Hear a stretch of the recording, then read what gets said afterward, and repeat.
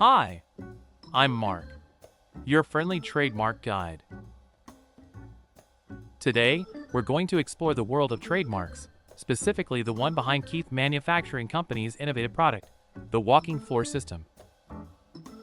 Think of a trademark as a unique brand name or symbol that identifies a specific product or service. It's what sets the product apart and makes it easily recognizable from the competition.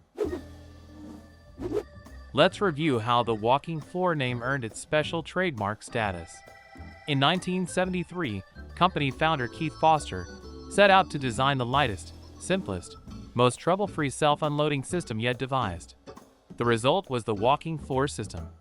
This innovative solution offered a fast, safe, and efficient way to unload a variety of bulk materials.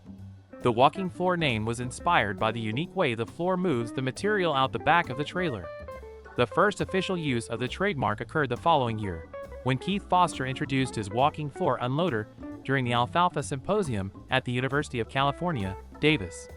This helped solidify the relationship between the walking floor name and the product made by Keith Manufacturing Company. The trademark was officially registered in 1982. It is crucial to remember that registered trademarks should always be used properly and only reference products made by the company who holds that trademark.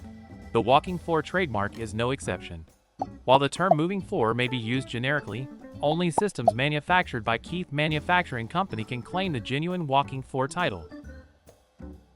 Keith has built a reputation on high-quality walking floor systems, known for their durability, low cost of ownership, and the trusted Keith guarantee. Remember, if it doesn't say walking floor, it's not the authentic product.